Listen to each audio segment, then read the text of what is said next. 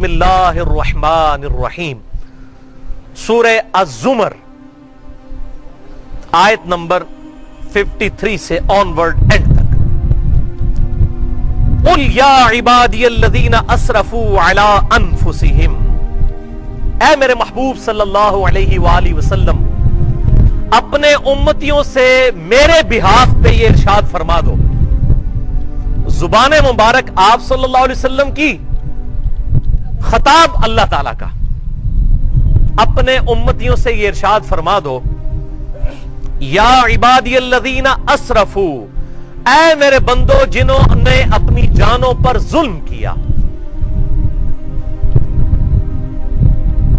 علی انفسہم، اپنی جانوں پر، لا تقنطوا من رحمت اللہ، اللہ کی رحمت سے کبھی نا امید مت ہونا، اللہ کی رحمت سے مایوس نہ ہونا۔ ان اللہ یغفر الذنوب جمیعا، بے شک اللہ تعالی تمام گناہوں کو معاف کر دے گا۔ الحمدللہ، اللہ اکبر کبیرہ، والحمدللہ کثیرہ، وسبحان اللہ بکرۃ واصیلا۔ موت کے غرغرے سے پہلے پہلے اللہ تعالی ہر گناہ کو معاف کر دے گا، حتیٰ کہ اس کائنات کا سب سے بڑا گناہ شرک بھی معاف ہو جائے گا۔ سورۃ الفرقان کی آیت نمبر 70 ہے کہ اگر کوئی شخص اس دنیا کی زندگی میں شرک سے بھی توبہ کر لے مرنے سے پہلے پہلے، تو ہم اس کے گناہوں کو بھی نیکیوں سے بدل دیں گے۔ اللہ اکبر کبیرہ، والحمدللہ کثیرہ، وسبحان اللہ بکرۃ واصیلا۔ تو یہاں پر کہا گیا کہ اللہ کی رحمت سے نا امید مت ہو، اللہ تبارک و تعالی سارے گناہوں کو معاف فرما دے گا۔ اسی کانٹیکسٹ میں جامعہ ترمذی میں صحیح سند کے ساتھ یہ حدیث انٹرنیشنل نمبر کے مطابق 3537 کہ آپ صلی اللہ علیہ وسلم نے ارشاد فرمایا کہ اللہ تعالی اپنے ہر بندے کی توبہ کو قبول فرما لیتا ہے موت کے غرغرے سے پہلے پہلے، یعنی نزع کی کیفیت جب تک طاری نہ ہو اس وقت تک توبہ قبول ہے۔ آج جب نزع کی کیفیت شروع ہو جائے پھر اللہ تعالیٰ توبہ کو قبول نہیں فرماتا۔ وہ واضح طور پر قرآن حکیم میں فرعون کے بارے میں بھی آیا کہ جب وہ ڈوبنے لگا تو اس وقت اس نے کہا کہ میں بنی اسرائیل کے رب پر، ہارون اور موسیٰ علیہ السلام کے رب پر ایمان لایا، تو اللہ تعالیٰ فرمایا الآن، اب ایمان لایا کوئی فائدہ نہیں۔ تو موت کے غرغرے سے پہلے پہلے توبہ قبول ہے، لیکن مسئلہ سب سے بڑا یہ ہے کہ موت کے آنے کا پتہ نہیں کسی کو۔ اسی لیے اللہ تعالیٰ نے واضح طور پر ارشاد فرمایا سورہ آل عمران آیت نمبر 102 میں، یا ایھا الذین آمنوا اتقوا اللہ حق تقاتہ، اے ایمان والو اللہ کا تقوی اور ڈر اس طرح اختیار کرو جیسا کہ اختیار کرنے کا حق ہے۔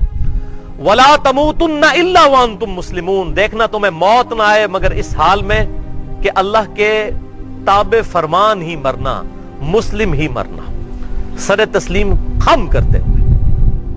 موت تمہیں اس حال میں ہے۔ اب موت کا تو پتہ نہیں ہے، یہ تو نہیں ہونا کہ حضرت ملک الموت علیہ السلام، حضرت اسرائیل علیہ السلام، انہوں نے آ کے الٹیمیٹم کسی کو دینا ہے کہ بھائی تیاری کر لے، 1 سال رہ گیا تیرا، ہوں داڑھی بھی رکھ لے، تے ہوں زنانی ہے تے جناب نقاب بھی شروع کر دے، تے نمازہ شروع کر دے، ہوں تیرا کاؤنٹ ڈاؤن شروع ہو گیا۔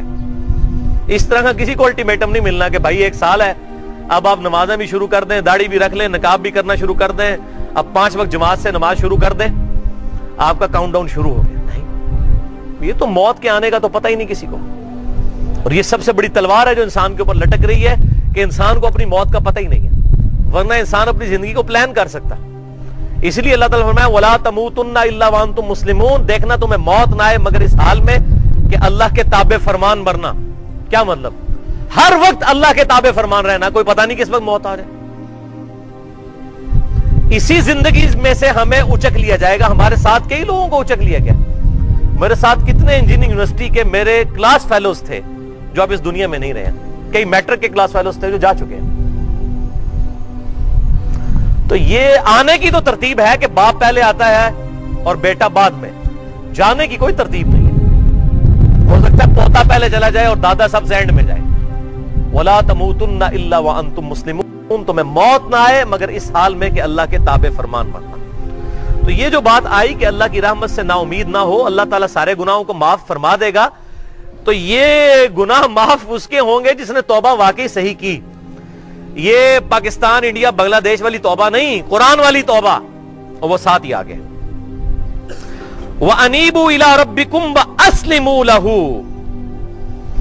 اپنے رب کی طرف رجوع لاؤ اور سر تسلیم خم کر دو اس کے سامنے. انہوں نے پنجابی کا مانا تھا بندے دے پتر بن جاؤ, سر تسلیم خم کر دو, تابع فرمان ہو جاؤ. من قبل ان یاتیکم العذاب, اس سے پہلے کہ تم پر اللہ کا عذاب آ جائے. ثم لا تنصرون, پھر تمہاری مدد بھی نہ کی جائے.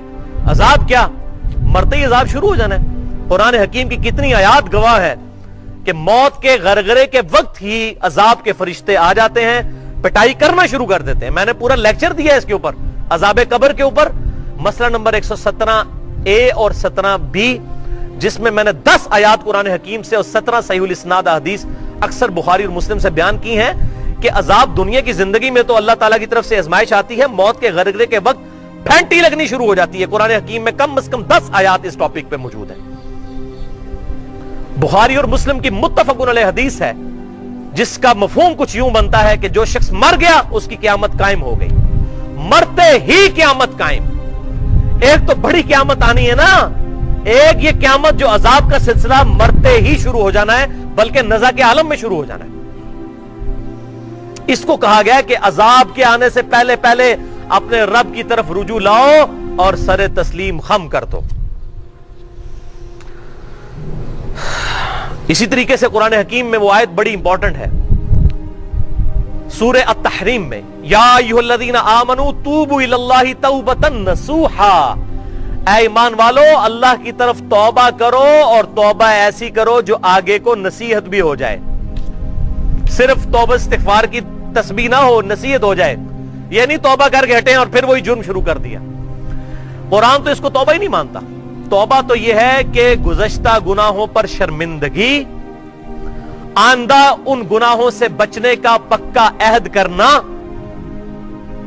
اور پھر اللہ تعالیٰ سے مسلسل ہدایت کی دعا کرتے رہنا کہ اے اللہ اس توبہ پر مجھے استقامت نصیب فرما.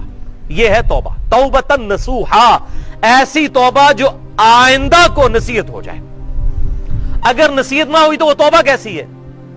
وہ تو انسان اپنے ساتھ بھی دھوکہ کر رہا ہے اور اللہ تعالیٰ کو بھی اپنے گمان میں دھوکہ دیا چاہتا ہے, لیکن اللہ ہی ایسے شخص کو غافل کر کے مارے گا. اور پھر ساتھ ہی فرما دیا گیا کہ توبہ کا سمبل کیا ہوگا, وَاتَّبِعُوا أَحْسَنَ مَا أُنزِلَ إِلَيْكُم مِّن رَبِّكُم, اور اتباع کرو اس بہترین چیز کی جو اللہ تعالیٰ نے تمہاری طرف نازل کی ہے. من ربکم, تمہارے رب کی طرف سے نازل ہوئی ہے. یعنی کیا چیز؟ یہ قرآن. اس قرآن کی پیروی کرنا اصل میں توبہ پر استقامت کی اور صحیح توبہ کی دلیل ہے. من قبل ان یاتیکم العذاب, اس سے پہلے کہ تم پر عذاب آ تھمکے, موت کا, بغتتاً, اچانک, وانتم لا تشعرون, اور تمہیں شعور بھی نہ, ہوش بھی نہ رہے